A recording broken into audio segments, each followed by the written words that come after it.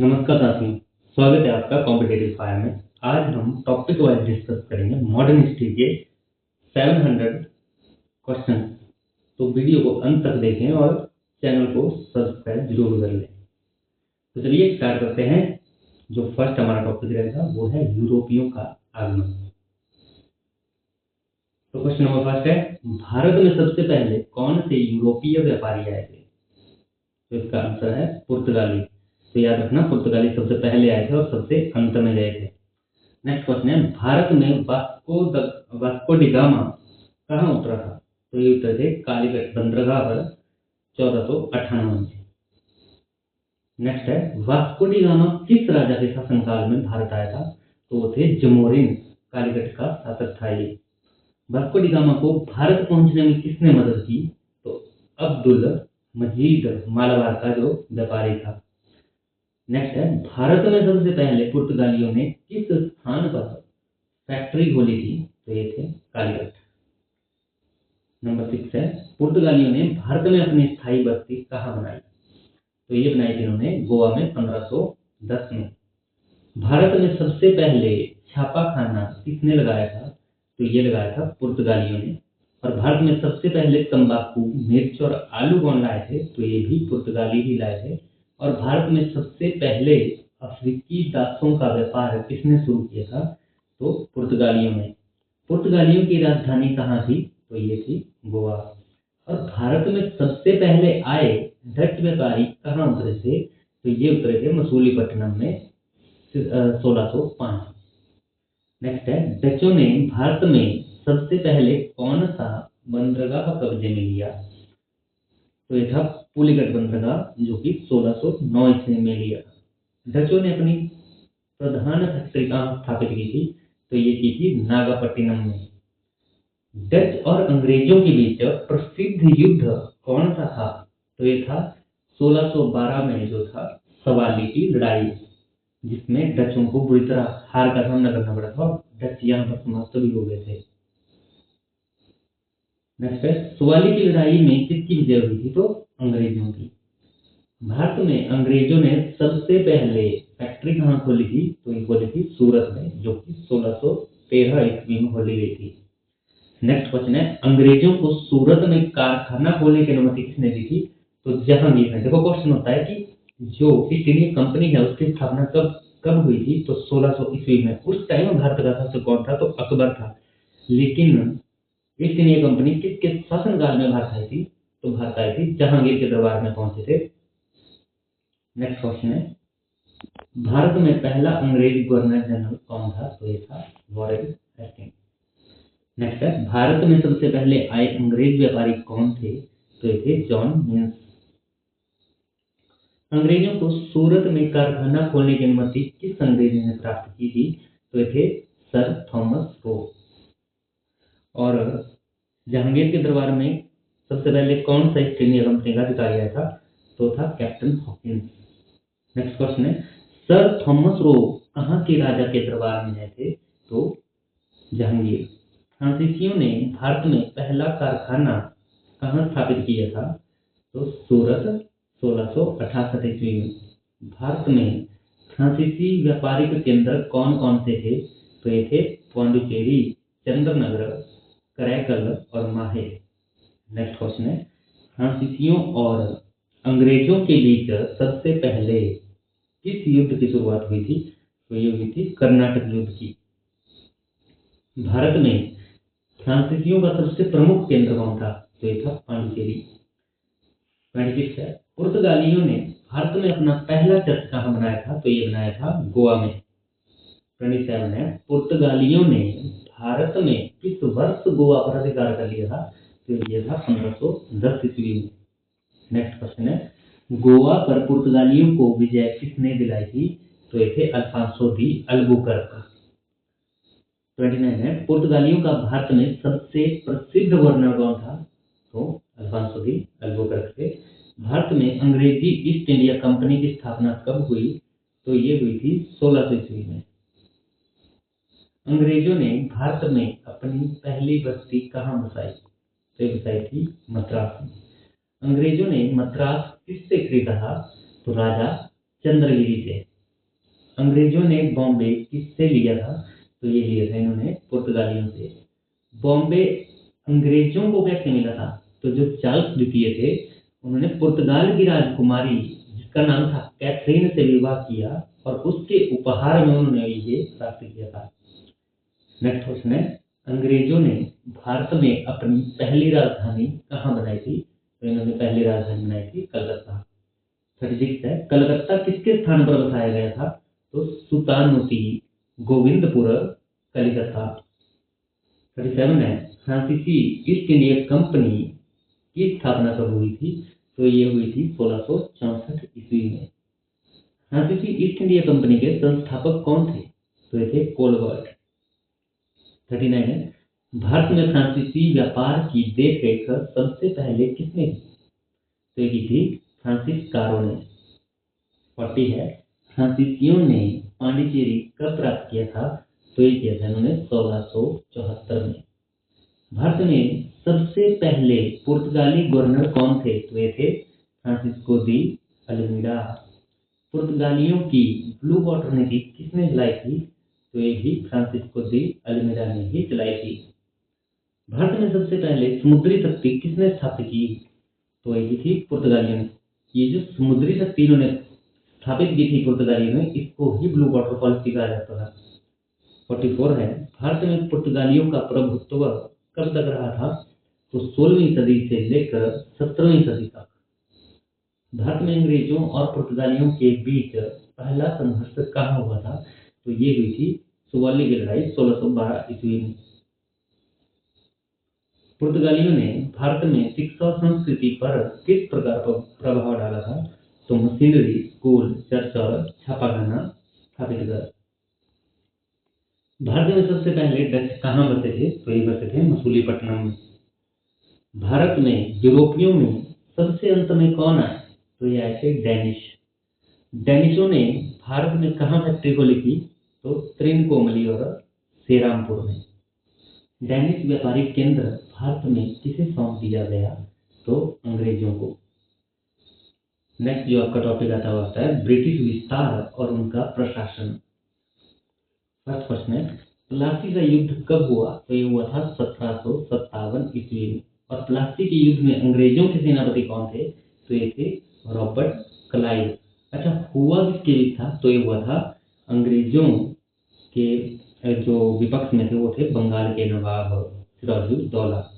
प्लासी की लड़ाई में सिराजुद्दौला से किसने गद्दारी की थी? तो ये थे मीर जाफर। प्लासी की लड़ाई का परिणाम क्या हुआ? बंगाल पर अंग्रेजों का नियंत्रण स्थापित हो गया क्योंकि अंग्रेज इस लड़ाई में जीत गए थे। नेक्स्ट है, बक्सर का युद्ध कब हुआ था? तो ये हुआ था 1764 ईस्वी में। और बक्सर की लड़ाई किन के बीच हुई थी? तो ये थी अंग्रेज वर्सेस सुजाउद्दौला और मीर कासिम और शाह आलम द्वितीय। एक तरफ अंग्रेज थे और एक तरफ ये तीनों ये सिंध सेनाएं थी। बक्सर की लड़ाई में अंग्रेजों का नेतृत्व किसने किया था? तो ये क्या किया था? हेक्टर मंरो ने। नेक्स्ट है, बक्सर की लड़ाई के बाद कौन सी संधि थी? तो ये हुई थी इलाहाबाद की संधि, जो कि 1765 में हुई थी। इलाहाबाद की संधि किन के बीच हुई? अंग्रेज और शाह आलम द्वितीय के बीच में। इलाहाबाद की संधि से अंग्रेजों को क्या मिला? बंगाल, बिहार और उड़ीसा की दीवानी इनको मिल गई थी। बंगाल का पहला गवर्नर कौन बना था? तो रॉबर्ट क्लाइव। भारत का पहला गवर्नर जनरल कौन था? तो वॉरेन हेस्टिंग्स। रेगुलेटिंग एक्ट कब आया था? तो आया था 1773 में। और पिट्स इंडिया एक्ट कब आया था? तो 1784 में। 1784 के पिट्स इंडिया एक्ट से क्या स्थापित हुआ था? तो बोर्ड ऑफ कंट्रोल। 17 है, भारत का पहला गवर्नर जनरल ऑफ इंडिया कौन था? तो थे लॉर्ड विलियम बेंटिक। 1833 के चार्टर अधिनियम के द्वारा इनको बनाया गया था। 18 है, वॉरेन हेस्टिंग्स ने कौन सा न्यायालय स्थापित किया था? तो दीवानी और फौजदारी अदालत। भारत में पहला सुप्रीम कोर्ट कब बना था? तो 1774 ईस्वी में। और बनाया कहाँ पर गया था? कलकत्ता में। नेक्स्ट क्वेश्चन है, भारत का पहला मुख्य न्यायाधीश कौन था? तो ये था इलाइजा इंपे। डाक व्यवस्था किस गवर्नर जनरल ने शुरू की थी? तो ये थी वॉरेन हेस्टिंग्स ने। स्थायी बंदोबस्त किसने लागू किया था? तो लॉर्ड कॉर्नवालिस ने 1793 में। महलवाड़ी व्यवस्था किसने लागू की थी? तो ये थी थॉमस मुनरो ने। एक और नाम भी इसके साथ जोड़ा जाता है, रीड मुनरो। रीड और मुनरो, रीड अलग था। महलवाड़ी व्यवस्था किसने लागू की थी? तो ये थे हर्ट मैकेंजी। अच्छा, महलवाड़ी हुई किस साइड थी? तो ये हुई थी आपकी जो गुजरात वाला एरिया था उसमें, और जो रैतवाड़ी है ये हुई थी मद्रास वाली प्रेसिडेंसी में। कार्नवालिस कोड कब लागू हुआ? तो 1793 में। जो आपका स्थायी बंदोबस्त है उसको ही कार्नवालिस कोड के नाम से जाना जाता है। कार्नवालिस कोड का मुख्य उद्देश्य क्या था? प्रशासन में सुधार और भ्रष्टाचार पर रोक। सब्सिडरी अलायंस नीति किसने शुरू की थी? तो एक ही थी, लॉर्ड वेलेस्ली ने। सब्सिडरी अलायंस को सबसे पहले किस राज्य ने स्वीकार किया था? तो हैदराबाद। डलहौजी की सबसे प्रसिद्ध नीति कौन सी थी? तो डॉक्ट्राइन ऑफ लैप्स, विलय की नीति, या डॉक्ट्राइन ऑफ लैप्स को कहा जाता है हड़प नीति। विलय की नीति से सबसे पहले कौन सा राज्य मिला था? तो ये था सतारा। विलय की नीति से कौन कौन से राज्य अंग्रेजों के अधीन आए थे? तो ये थे सतारा, झांसी, नागपुर, अवधादी। तो ध्यान रखना, विलय की नीति मतलब हड़प नीति के बारे में हम बात कर रहे हैं। 32 है, भारत में रेल की शुरुआत कब हुई? तो 1853 में। और पहली रेल जो चली थी वो चली थी बॉम्बे टू ठाणे। और तब हमारे जो गवर्नर जनरल जो कौन थे? वो थे लॉर्ड डलहौजी। भारत में पहली डाक टिकट कब जारी हुई थी? तो 1854 में। अंग्रेजों ने कलकत्ता को राजधानी कब बनाया था? तो ये बनाया था 1772 में। और भारत की राजधानी कलकत्ता से दिल्ली कब स्थानांतरित की गई थी? तो की गई थी 1911 ईस्वी में। स्थायी बंदोबस्त में जमींदारों को क्या अधिकार मिला था? तो जमींदारों को कर वसूली का अधिकार दिया गया था। 1793 के स्थायी बंदोबस्त का मुख्य दोष क्या था? किसानों का शोषण बढ़ाना। अंग्रेजों ने पुलिस व्यवस्था किसके शासनकाल में बनाई? तो ये बनाई थी वॉरेन हेस्टिंग्स के शासनकाल में। 39 है, डलहौजी को भारत का रेलवे और डाक पिता क्यों कहा जाता है? क्योंकि रेलवे, डाक टिकट और टेलीग्राफ की जो शुरुआत है वो डलहौजी के कार्यकाल में शुरू हुई थी। भारत में पहली टेलीग्राफ लाइन कहाँ बिछाई गई थी? तो कलकत्ता से आगरा तक 1853 में। ब्रिटिश प्रशासन में रियासत से क्या अभिप्राय था? वे राज्य जो अंग्रेजों के अधीन थे लेकिन नाम मात्र स्वतंत्र थे।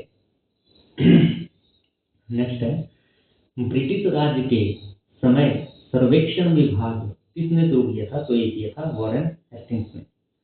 1799 ईस्वी में चौथा मैसूर युद्ध किसके साथ हुआ था?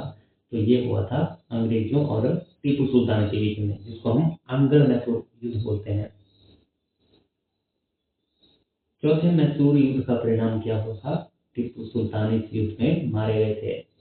1849 में दूसरा सिख युद्ध कहाँ हुआ था? तो ये हुआ था गुजरांवाला सिलियनवाला में। दूसरे सिख युद्ध का परिणाम क्या था? पंजाब अंग्रेजों को मिल गया था। 1761 में तीसरा पानीपत का युद्ध किन के बीच में हुआ था? तो ये हुआ था मराठा और अहमद शाह अब्दाली के बीच में। मराठों को सबसे पहले किसने हराया था? तो अंग्रेजों ने। पानीपत के बाद मराठों और अंग्रेजों के बीच कितने युद्ध हुए थे? तो 3 युद्ध हुए थे। तो पहला अंग्ल जो मराठा युद्ध है वो हुआ था 1775 से लेकर 1782 ईस्वी तक। और पहला अंग्ल मराठा युद्ध जब होता है तो उसके बाद एक संधि होती है जिसका नाम था सालबाई की संधि। दूसरा अंग्ल मराठा युद्ध कब हुआ? तो ये 1803 से लेकर 1805 ईस्वी तक हुआ था। और तीसरा अंग्ल मराठा युद्ध जब हुआ था वो 1817 और 1818 के बीच में हुआ था। तीसरे अंग्ल मराठा युद्ध का परिणाम था कि पेशवा की सत्ता जो थी वो समाप्त हो गई थी। पेशवा बाजीराव द्वितीय को अंग्रेजों ने कहाँ निर्वासित किया था? तो ये किया था बिठूर कानपुर में। भारत में आधुनिक शिक्षा का जनक किसे कहा जाता है? तो लॉर्ड मैकाले को। देखो, निर्वासित करने का मतलब क्या होता है? निर्वासित करने का मतलब जेल में बंद कर दिया गया था। 57 ने 1835 का अंग्रेजी शिक्षा अधिनियम किसने पारित किया था? तो ये किया था विलियम बेंटिक ने। 58 है, भारत में सबसे पहला मेडिकल कॉलेज कहाँ स्थापित हुआ था? तो ये हुआ था कलकत्ता में 1895। 1857 ईस्वी की क्रांति के समय भारत के गवर्नर जनरल कौन थे? तो ये थे लॉर्ड कैनिंग। 1857 की क्रांति के बाद भारत के गवर्नर जनरल की जगह क्या पदनाम हुआ? तो वायसराय। और पहले वायसराय हमारे कौन थे? तो वो भी थे लॉर्ड कैनिंग, क्योंकि इनको ही बदलकर वायसराय बना दिया गया था। नेक्स्ट जो हमारा टॉपिक है वो है सामाजिक और धार्मिक सुधार आंदोलन। फर्स्ट है, राजा राम मोहन राय किस उपाधि से जाना जाता है? तो भारतीय पुनर्जागरण का जनक। और राजा राम मोहन राय ने किस संस्था की स्थापना की थी? तो ब्रह्म समाज की। और कब की गई थी? 1828 ईस्वी में। राजा राम मोहन राय का मुख्य उद्देश्य क्या था? तो सती प्रथा, बाल विवाह जैसी कुप्रथाओं का अंत। सती प्रथा को किस गवर्नर जनरल ने समाप्त किया था? तो लॉर्ड विलियम बेंटिक 1829 ईस्वी में। राजा राम मोहन राय ने किस भाषा को शिक्षा का माध्यम बनाने का समर्थन किया था? तो अंग्रेजी को। ब्रह्म समाज का मुख्य उद्देश्य क्या था? एकेश्वरवाद और सामाजिक सुधार। प्रार्थना समाज की स्थापना किसने की थी? तो ये थे आत्माराम पांडुरंग। और कब की गई थी? 1867 में। प्रार्थना समाज किसके विचारों से प्रभावित था? तो राजा राम मोहन राय और केशव चंद्र सेन। आर्य समाज की स्थापना किसने की थी? तो स्वामी दयानंद सरस्वती ने 1875 ईस्वी में। और आर्य समाज का जो प्रसिद्ध नारा था वो था वेदों की ओर लौटो। स्वामी दयानंद सरस्वती की प्रमुख पुस्तक कौन सी थी? तो ये थी सत्यार्थ प्रकाश। आपसे क्वेश्चन होता है कि सत्यार्थ प्रकाश की रचना किसने की थी? तो स्वामी दयानंद सरस्वती ने। स्वामी दयानंद सरस्वती ने किस प्रथा का विरोध किया था? तो मूर्ति पूजा, अंधविश्वास और जातिवाद का। सत्य शोधक समाज की स्थापना किसने की थी? तो ये थे ज्योतिबा फुले 1873 ईस्वी में। सत्य शोधक समाज का उद्देश्य क्या था? शूद्र अतिशूद्रों की उन्नति और सामाजिक समानता। ज्योतिबा फुले की पत्नी का नाम क्या था? तो ये था सावित्रीबाई फुले। महिला शिक्षा की अग्रणी थी। नेक्स्ट है, थियोसॉफिकल सोसाइटी की स्थापना कहाँ हुई? तो ये हुई थी अमेरिका में 1875 ईस्वी में। भारत में थियोसॉफिकल सोसाइटी का मुख्य केंद्र कहाँ था? तो ये था मद्रास एनआर में। थियोसॉफिकल सोसाइटी की मुख्य नेत्री कौन थी? तो ये थी एनी बेसेंट। एनी बेसेंट ने भारत में किस आंदोलन का नेतृत्व किया था? तो ये था होम रूल आंदोलन। रामकृष्ण परमहंस किसके गुरु थे? तो ये थे स्वामी विवेकानंद के। स्वामी विवेकानंद ने किस संस्था की स्थापना की थी? तो रामकृष्ण मिशन 1897 ईस्वी में। स्वामी विवेकानंद ने विश्व धर्म महासभा में कब भाग लिया था? तो 1893 शिकागो में, जो कहाँ हुई थी? सैन फ्रांसिस्को में। नेक्स्ट है, स्वामी विवेकानंद का वास्तविक नाम क्या था? तो नरेंद्रनाथ दत्त। स्वामी विवेकानंद का नारा क्या था? उठो, जागो और लक्ष्य की प्राप्ति तक मत रुको। तो इस वीडियो को पूरा देखना, इससे पहले रुकना नहीं है। नेक्स्ट क्वेश्चन है, 25th, अलीगढ़ आंदोलन की शुरुआत किसने की? सर सैयद अहमद खान ने। सर सैयद अहमद खान ने कौन सा कॉलेज स्थापित किया था? तो Mohammedan Anglo oriental college Aligarh. इसकी स्थापना कब हुई थी? तो 1875 में। आगे चलकर यह कॉलेज किस विश्वविद्यालय में बदल गया? तो अलीगढ़ मुस्लिम विश्वविद्यालय। सर सैयद अहमद खान का उद्देश्य क्या था? मुसलमानों में आधुनिक शिक्षा का प्रसार। ब्रह्म समाज का विभाजन कब हुआ? तो ये हुआ था 1866 ईस्वी में। ब्रह्म समाज का विभाजन किन दो भागों में हुआ था? तो ब्रह्म समाज ऑफ इंडिया, और जिसके जो लीड कर रहे थे वो थे केशव चंद्र सेन। और आदि ब्रह्म समाज जिसको लीड कर रहे थे देवेंद्र नाथ ठाकुर। तो ये ध्यान रखो कि जो भी आपके क्वेश्चन आ रहे हैं वो पिछले क्वेश्चन से लिंक होते जा रहे हैं, तो पूरे इनको लिंक करके पढ़ना है। नेक्स्ट क्वेश्चन है, देवेंद्र नाथ ठाकुर को किस नाम से जाना जाता था? तो महर्षि। यंग बंग आंदोलन, यंग बंगाल आंदोलन भी बोलते हैं, यंग बंग आंदोलन का नेतृत्व किसने किया था? तो ये थे हेनरी विलियम डेरोजियो। डेरोजियो आंदोलन किसके नाम से प्रसिद्ध हुआ? तो यंग बंग मूवमेंट जो था, यंग बंग मूवमेंट के समर्थक क्या कहलाए? तो उनको बोला जाता था डेरोजियन। यंग बंग आंदोलन का उद्देश्य क्या था? तार्किकता, स्वतंत्रता और आधुनिक शिक्षा का प्रसार। स्वामी विवेकानंद का जन्म कब हुआ था? तो 1863 में। और स्वामी विवेकानंद की मृत्यु कब हुई थी? तो 1902 में। स्वामी विवेकानंद का प्रसिद्ध साहित्यिक ग्रंथ कौन सा था? तो राजयोग और ज्ञान योग। ब्रह्म समाज का आदर्श क्या था? एकेश्वरवाद और मूर्ति पूजा का विरोध। प्रार्थना समाज का मुख्य कार्य क्या था? सामाजिक सुधार, महिला शिक्षा और विधवा विवाह। गोकुलदास तेजपाल संस्कृत कॉलेज कहाँ स्थित था? तो ये था बंबई में। स्वामी विवेकानंद का आश्रम कहाँ था? तो ये था बेलूर मठ, जो कहाँ है? पश्चिम बंगाल में। रामकृष्ण मिशन का आदर्श क्या था? तो आत्मोन्नति और समाज सेवा। डॉक्टर भीमराव अंबेडकर ने किस संगठन की स्थापना की थी? तो ये था बहिष्कृत हितकारिणी सभा, जो कि 1924 में स्थापित की गई थी। अंबेडकर ने किस आंदोलन का नेतृत्व किया था? तो मंदिर प्रवेश आंदोलन। डॉक्टर भीमराव अंबेडकर किस सम्मेलन में भाग लेने लंदन गए थे? तो ये था गोलमेज सम्मेलन। 1932 में पूना समझौता किनके बीच हुआ था? तो गांधी जी और डॉक्टर अंबेडकर के बीच। स्वामी श्रद्धानंद ने कौन सा आंदोलन चलाया था? ये था शुद्धि आंदोलन। शुद्धि आंदोलन का उद्देश्य क्या था? धर्मांतरण हुए हिंदुओं को पुनः हिंदू धर्म में लाना। स्वामी श्रद्धानंद की हत्या किसने की थी? तो ये थे अब्दुल रशीद, जो कि 1926 में हुई थी। नेक्स्ट है 51। 1925 में राष्ट्रीय स्वयं सेवक संघ, जिसको हम आरएसएस के नाम से जानते हैं, की स्थापना किसने की थी? तो ये थे केशव बलिराम हेडगेवार।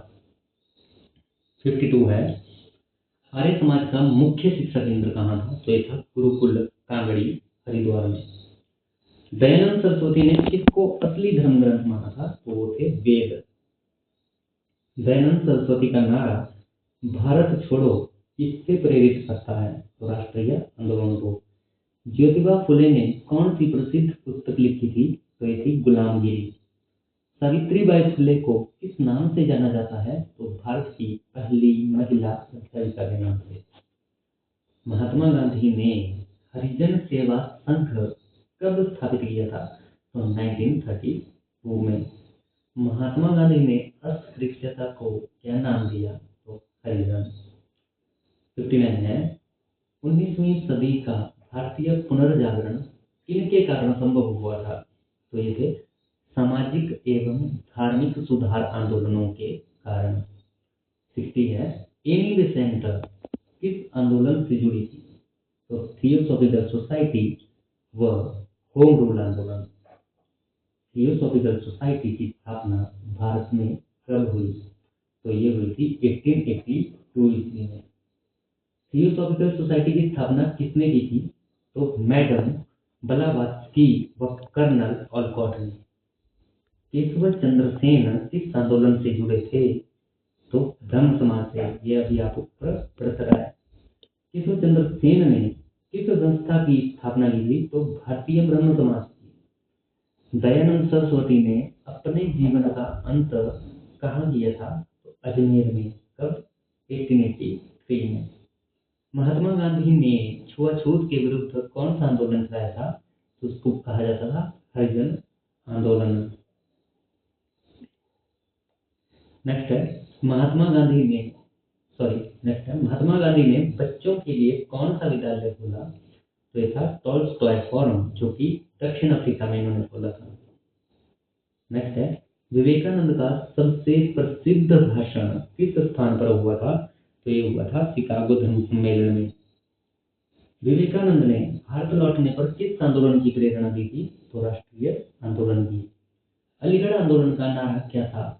शिक्षा से मुसलमानों का उत्थान।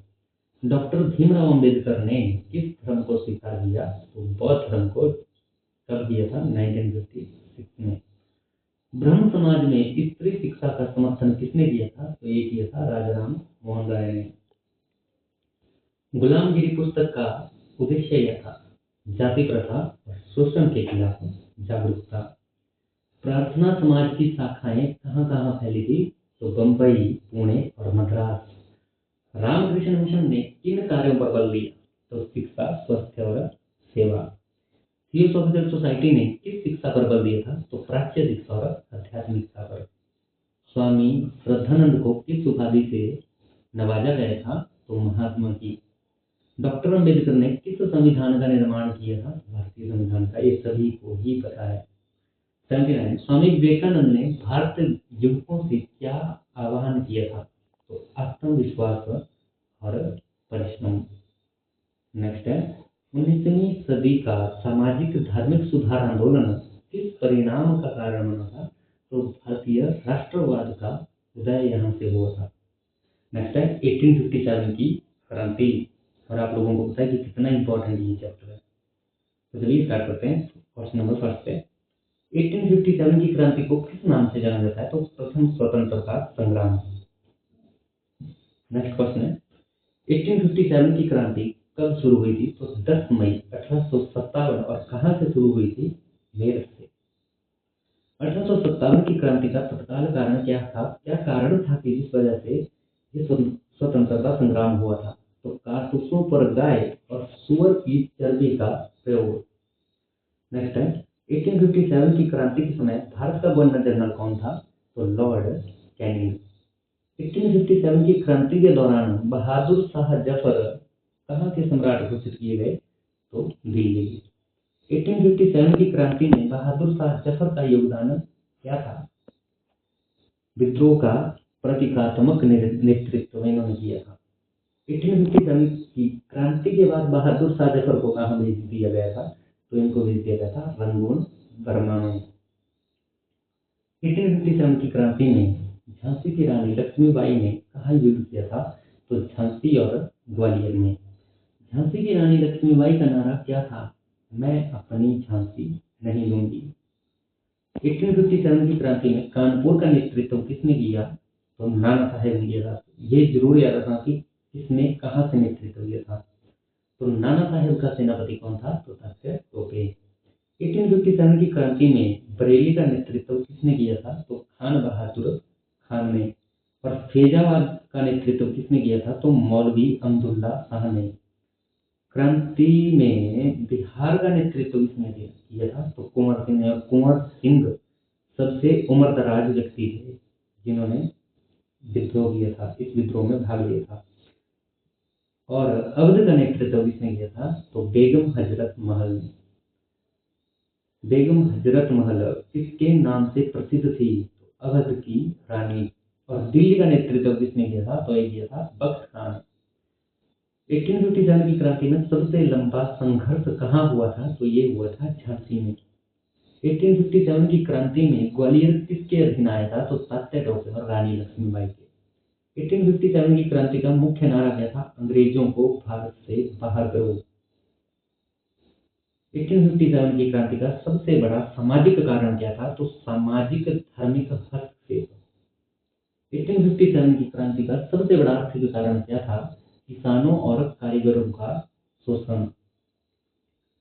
नेक्स्ट है 1857 की क्रांति का सबसे बड़ा राजनीतिक कारण क्या था? तो विलय की नीति, जो डॉक्ट्राइन ऑफ लेफ्ट किसने शुरू की थी? लॉर्ड लोहरजी ने। 1857 की क्रांति का सबसे बड़ा सैन्य कारण क्या था? तो सिपाहियों के साथ भेदभाव। और 1857 की क्रांति की शुरुआत किस रेजिमेंट से हुई थी? तो 19वीं बंगाल नेटिव इन्फेंट्री से। 1857 की क्रांति का सबसे पहला शहीद कौन था? तो मंगल पांडे। और मंगल पांडे ने विद्रोह कब किया था? तो 29 मार्च 1857 में। मंगल पांडे कहाँ के रहने वाले थे? तो ये थे बलिया, उत्तर प्रदेश से। और किस रेजिमेंट से थे? तो 34वीं बंगाल नेटिव इन्फेंट्री से। और मंगल पांडे को कहाँ फांसी दी गई थी? तो बैरकपुर में। 1857 की क्रांति का केंद्र बिंदु कौन सा शहर था? दिल्ली। 1857 की क्रांति में सबसे अधिक बलिदान किसने दिया था? तो किसानों और सैनिकों ने। अंग्रेजों ने 1857 की क्रांति को किस प्रकार दबाया था? सैन्य शक्ति और धोखे से। 1857 की क्रांति का मुख्य परिणाम क्या था? अंग्रेजों की जीत और मुगल साम्राज्य का अंत। 1857 की क्रांति के बाद भारत किसके अधीन आ गया? ब्रिटिश क्राउन रानी विक्टोरिया के। 1857 की क्रांति को असफल क्यों माना जाता है? संगठन की कमी और आधुनिक हथियारों का अभाव। 1857 की क्रांति के दौरान कानपुर में अंग्रेजों के कत्लेआम को क्या कहा गया? तो सती चौरा घाटकांड। नेक्स्ट है 1857 की क्रांति के बाद दिल्ली के आखिरी सम्राट का क्या हुआ? तो बहादुर शाह जफर को रंगून निर्वासित कर दिया गया था, जो कि कहाँ है? बर्मा में। 1857 की क्रांति में झांसी की रानी किस वर्ष वीरगति को प्राप्त हुई? तो 1858 में। तात्या टोपे को कहाँ पकड़ा गया था? तो शिवपुरी मध्य प्रदेश में। तात्या टोपे को किसने धोखा दिया था? तो इनके मित्र मान सिंह ने। तात्या टोपे को किस वर्ष फांसी दी गई थी? तो 1859 में। कुंवर सिंह किस उम्र में विद्रोह में शामिल हुए थे? तो 80 वर्ष। 1857 की क्रांति को अंग्रेजों ने क्या कहा? तो सिपाही विद्रोह कहा था। 1857 की क्रांति में प्रमुख रूप से किन किन वर्गों ने भाग लिया था? तो सैनिक, किसान, शासक और आम जनता। 1857 की क्रांति का सबसे बड़ा धार्मिक कारण क्या था? धर्म में हस्तक्षेप और ईसाई मिशनरियों की गतिविधियां। 1857 की क्रांति में ग्वालियर के किले पर कब कब्जा हुआ था? तो 1858 में। 1857 की क्रांति के समय पटना में किसने विद्रोह का नेतृत्व किया? तो ये थे पीर अली। 1857 की क्रांति का सबसे पहला शहीद किसान कौन था? तो ये थे शेख फाल्तू। 1857 की क्रांति में दिल्ली कितने दिनों तक विद्रोहियों के हाथ में रही थी? तो लगभग 4 महीनों तक। और 1857 की क्रांति में गोरखा सैनिक किसके पक्ष में थे? तो अंग्रेजों के। 1857 की क्रांति का पहला केंद्र कहाँ था? तो बैरकपुर। और 1857 की क्रांति का अंतिम केंद्र था ग्वालियर। 1857 की क्रांति की असफलता का मुख्य कारण क्या था? एकता का अभाव और क्षेत्रीय सीमा। 1857 क्रांति में किसने अंग्रेजों की मदद की थी? तो सिख, गोरखा और कुछ भारतीय शासकों ने। 1857 की क्रांति के बाद कौन सा अधिनियम आया था? तो भारतीय शासन अधिनियम 1858। भारतीय शासन अधिनियम 1858 के अनुसार भारत का शासन किसके हाथ में चला गया था? तो ब्रिटिश क्राउन के हाथ में, क्योंकि रानी विक्टोरिया ने खुद को भारत की सम्राज्ञी इसके बाद घोषित कर दिया था। 59 है भारत सचिव का पद किस अधिनियम से बनाया गया था? तो भारतीय शासन अधिनियम 1858 के द्वारा। 1857 की क्रांति के बाद भारत का पहला वायसराय कौन बना था? तो लॉर्ड कैनिंग, क्योंकि यही अंतिम गवर्नर जनरल थे और पहले वायसराय भी थे लॉर्ड कैनिंग। 1857 की क्रांति के दौरान इलाहाबाद विद्रोह का नेतृत्व किसने किया? तो मौलवी लियाकत अली ने। 1857 की क्रांति के बाद कौन सा आयोग बनाया गया था? तो पील आयोग। 1857 की क्रांति को असफल करार देने वाले अंग्रेज इतिहासकार कौन थे? वो थे सर जॉन लॉरेंस। 1857 की क्रांति को राष्ट्रीय आंदोलन की पहली चिंगारी किसने कहा था? तो ये कहा था वीर सावरकर ने। 1857 की क्रांति को भारत का प्रथम स्वतंत्रता संग्राम किसने कहा था? तो ये थे आर.सी. मजूमदार ने।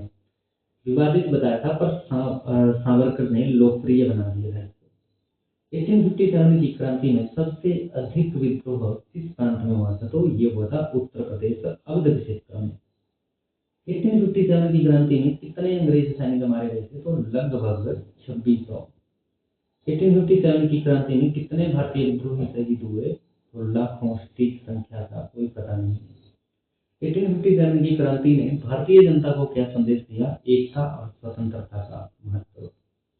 1857 की क्रांति भारतीय स्वतंत्रता संग्राम में किस प्रकार महत्वपूर्ण है? क्योंकि यह भारतीय राष्ट्रवाद की नींव बनी थी। नेक्स्ट टॉपिक है हमारा कांग्रेस की स्थापना व प्रारंभिक चरण। फर्स्ट है भारतीय राष्ट्रीय कांग्रेस की स्थापना किस वर्ष हुई? तो ये थी 1885 में। नेक्स्ट है भारतीय राष्ट्रीय कांग्रेस की स्थापना किसने की थी? तो ये थे A.O. ह्यूम। और कांग्रेस की स्थापना कहाँ हुई थी? तो ये हुई थी बम्बई में। कांग्रेस की पहली बैठक की अध्यक्षता किसने की? तो ये थे WC बनर्जी, बोलने का मतलब व्योमेश चंद्र बनर्जी। नेक्स्ट है, कांग्रेस का प्रथम अधिवेशन कब हुआ? तो ये हुआ था 28 से 31 दिसंबर 1885 में। कहाँ पर हुआ था? बम्बई में। कांग्रेस के प्रथम अधिवेशन में कितने प्रतिनिधि शामिल हुए? तो ये हुए थे 72। कांग्रेस की स्थापना के समय वायसराय कौन था? तो ये थे लॉर्ड डफरिन। भारतीय राष्ट्रीय कांग्रेस की स्थापना का मुख्य उद्देश्य क्या था? तो ये था भारतीयों को राजनीतिक सुधारों के लिए एकजुट करना। नेक्स्ट है, कांग्रेस के संस्थापक A.O. ह्यूम की किस सेवा से जुड़े थे? तो ये थे भारतीय सिविल सेवा ICS। नेक्स्ट है, कांग्रेस का दूसरा अधिवेशन कहाँ हुआ? तो ये हुआ था कलकत्ता 1886 में। कलकत्ता अधिवेशन 1886 की अध्यक्षता किसने की थी? तो ये थे दादा भाई नौरोजी। दादा भाई नौरोजी को किस उपाधि से जाना जाता है? तो भारत का वृद्ध पुरुष, grand old man of India. दादा भाई नौरोजी ने कौन सा प्रसिद्ध सिद्धांत दिया? तो धन निकासी का सिद्धांत, ड्रेन ऑफ वेल्थ थ्योरी। और ये क्वेश्चन एक बार नहीं, कम से कम 50-60 बार एग्जामिनेशन में आ चुका है अब। नेक्स्ट है, कांग्रेस का तीसरा अधिवेशन कहाँ हुआ था? तो ये हुआ था मद्रास 1887 में। सेकंड हुआ था कलकत्ता में 1886 में, और फर्स्ट हुआ था बम्बई में 1885 में। मद्रास अधिवेशन 1887 की अध्यक्षता किसने की? तो ये की थी बदरुद्दीन तैयब जी, जो कि पहले मुस्लिम अध्यक्ष थे। नेक्स्ट है, कांग्रेस का चौथा अधिवेशन कहाँ हुआ? तो ये 1888 इलाहाबाद में हुआ था। इलाहाबाद अधिवेशन 1888 की अध्यक्षता किसने की थी? तो ये की थी जॉर्ज यूल, जो पहले अंग्रेज अध्यक्ष थे। कांग्रेस के प्रारंभिक नेताओं को क्या कहा जाता था? तो ये थे नरम दल। नरम दल के प्रमुख नेता कौन थे? तो दादा भाई नौरोजी, गोपाल कृष्ण गोखले और फिरोज शाह मेहता। नेक्स्ट है, नरम दल किस नीति में विश्वास रखते थे? तो याचिका, प्रार्थना और विनती की नीति। गोपाल कृष्ण गोखले को किस उपाधि से जाना जाता था? तो भारतीय राजनीति का गुरु। बाल गंगाधर तिलक किस विचारधारा से जुड़े थे? तो उग्र दल, एक्सट्रीमिस्ट। उग्र दल के प्रमुख नेता कौन थे? तो बाल गंगाधर तिलक और लाला लाजपत राय और बिपिन चंद्र पाल। नेक्स्ट है, उग्र दल को किस नाम से जाना जाता था? तो इनको कहा जाता था लाल बाल और पाल। लाला लाजपत राय, बाल गंगाधर तिलक और बिपिन चंद्र पाल। इसलिए इन तीनों को, ये त्रिमूर्ति, इनको कहा जाता था लाल बाल पाल। कांग्रेस का विभाजन कब हुआ? तो 1907 का सूरत अधिवेशन में कांग्रेस दो भागों में बट गई थी। सूरत अधिवेशन का परिणाम क्या था? तो कांग्रेस नरम दल और उग्र दल में बंट गई थी। कांग्रेस के गोपनीय जनक किसे कहा जाता है? तो A.O. ह्यूम को। नेक्स्ट है, कांग्रेस का उद्देश्य ब्रिटिश सत्ता को हटाना था या सुधार करना? तो प्रारंभ में केवल सुधार करना ही था। 29 है, दादा भाई नौरोजी ने इंग्लैंड में कौन सा संगठन स्थापित किया था? तो ये था ईस्ट इंडिया एसोसिएशन, जो कि 1866 में स्थापित की गई थी। नेक्स्ट है, 1885 से 1905 के कांग्रेस के पहले चरण को क्या कहा जाता है?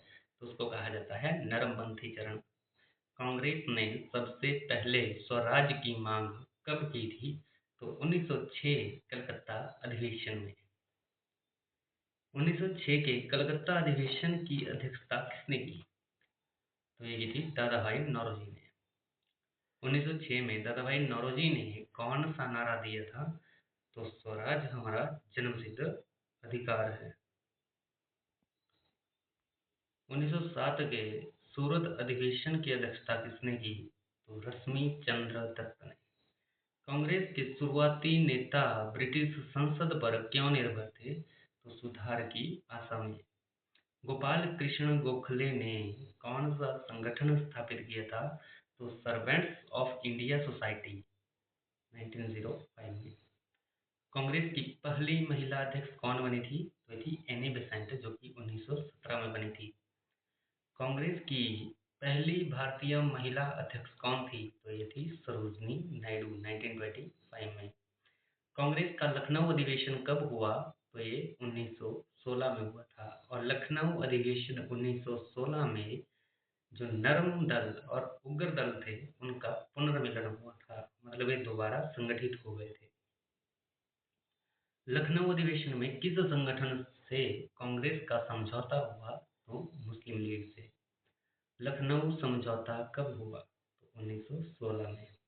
और मुस्लिम लीग की स्थापना ढाका में 1906 में हुई थी। मुस्लिम लीग और कांग्रेस का समझौता क्यों महत्वपूर्ण था? हिंदू मुस्लिम एकता के लिए। बाल गंगाधर तिलक को किस उपाधि से जाना जाता था? तो लोकमान्य तिलक। लोकमान्य तिलक का प्रसिद्ध नारा था, स्वराज मेरा जन्मसिद्ध अधिकार है और इसे मैं लेकर रहूंगा। नेक्स्ट है, तिलक ने कौन सा अखबार निकाला था? तो केसरी, मराठी और मराठा। लाला लाजपत राय किस उपाधि से प्रसिद्ध थे? तो पंजाब केसरी। बिपिन चंद्र पाल किस आंदोलन से जुड़े थे? तो ये थे स्वदेशी आंदोलन से जुड़े हुए।